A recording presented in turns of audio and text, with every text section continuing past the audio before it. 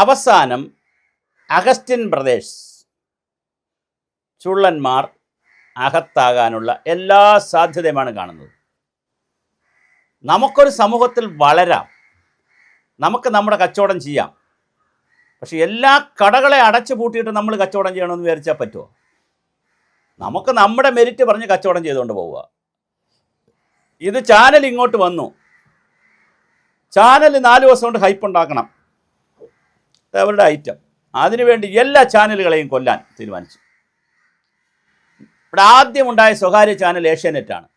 അപ്പോൾ ആദ്യത്തെ ലക്ഷ്യം ഏഷ്യാനെറ്റിനെ കൊല്ലുക.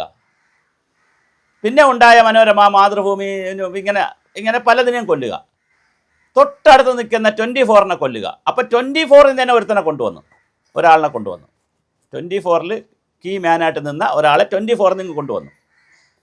ഇത്ര മനോഹരമായിരിക്കുന്നു. എന്നിട്ടോ ലോകത്തുള്ള സകല ഉടായ്പും ചെയ്യും.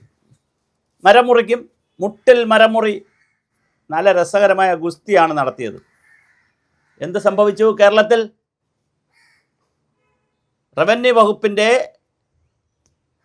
സ്വകാര്യ വ്യക്തികൾക്ക് അവരുടെ പറമ്പിലെ 1, 2, 5, 10 മരം മുറിക്കാം, ഈട്ടിമരം, റോസ് വുഡ് മുറിക്കാം എന്നുള്ള ഉത്തരവിൻ്റെ മറവാക്കി വയനാടിലെ മുട്ടിൽ എന്ന് പറയുന്ന സ്ഥലത്ത്, മുട്ടിൽ പഞ്ചായത്തിൽ ടൺ കണക്കിന് മരമാണ് മുറിച്ചുകൊണ്ട് പോയത്. എന്നിട്ട് അത് എറണാകുളത്ത് ടിമ്പർ ഡിപ്പോൾ കൊണ്ട് കൊടുക്കുന്നു. അയാളെ പറ്റിക്കുന്നു. ടിമ്പർ ഡിപ്പോക്കാരൻ്റെ അടുത്ത് പറയുന്നത് ഇത് പാസ്സുള്ളതാണെന്ന്. അയാളും കേസിൽ കുടുങ്ങി കിടക്കുന്നു. എന്നിട്ട് ആ പണമൊക്കെ കൊടുത്ത്, അല്ലെങ്കിൽ പണക്കാരാണ് അവർ, ആ സമ്പത്തുള്ളവരാണ്, എല്ലാം കൂടെ കൊടുത്ത് ചാനൽ വാങ്ങുന്നു.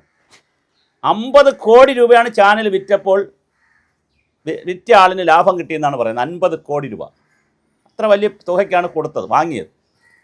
എന്നിട്ട് അവിടെ ഇരുന്നോട്ട് മെസ്സിയെ കൊണ്ടുവരും. മെസ്സി വരും കേട്ടോ, മെസ്സി വരില്ല കേട്ടോ. മെസ്സി അഭ്യാസം തുടങ്ങി. സർക്കാരിനെയും കുരുക്കി. ചേട്ടാ ഇത് സ്വന്തമായിട്ട് ചെയ്താൽ പോരെ, സർക്കാരിനെയും കുടുക്കി. എറണാകുളത്തെ സ്റ്റേഡിയം പുതുക്കി പണിയണമെന്ന് പറഞ്ഞു പവർ പോയിന്റ് പ്രസൻറ്റേഷൻ നടത്തുന്നു. ഇപ്പം എന്താ അവസാന സ്ഥിതി? ED വരികയാണ്. വിജിലൻസ് കേസ് എടുത്തു കഴിഞ്ഞു. കോടതിയിൽ അറസ്റ്റ് വാറണ്ടായി. എന്നാൽ കോടതിയിൽ മര്യാദയ്ക്ക് പോകണ്ടേ? കോടതിയെ വെല്ലുവിളിക്കുന്നവരുണ്ടോ ഇവിടെ ആരെങ്കിലും?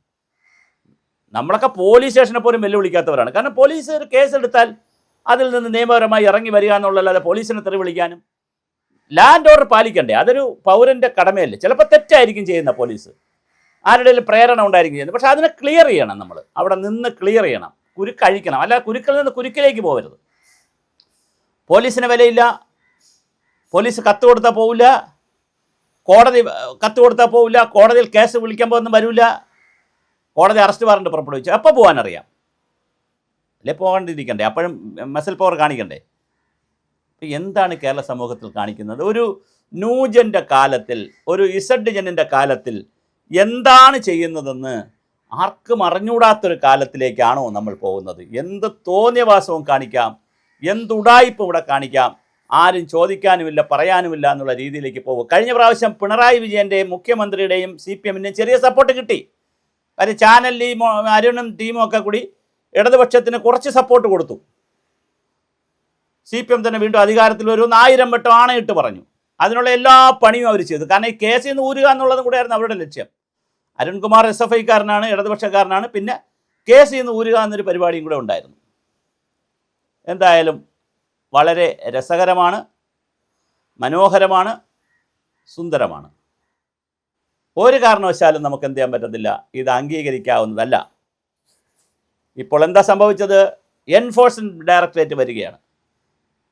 ഇതിനിടയിൽ ഏഷ്യാനെറ്റുമായിട്ട് തെറ്റി ഹൈദരാബാദിൽ കൊണ്ട് കേസ് കൊടുക്കുന്നു, ബാംഗ്ലൂരിൽ കൊണ്ട് കേസ് കൊടുക്കുന്നു. ആ കേസ് എടുത്തുകൊണ്ട് പോടാന്ന് പറഞ്ഞിട്ട് കോടതി എടുത്തുകൊണ്ട് പോയിണ്ടാന്ന് പറഞ്ഞിട്ട് കോടതി പെനാൽറ്റി ഇടുന്നു. രാജീവ് ചന്ദ്രശേഖരനെതിരെ കേസ് കൊടുക്കുന്നു.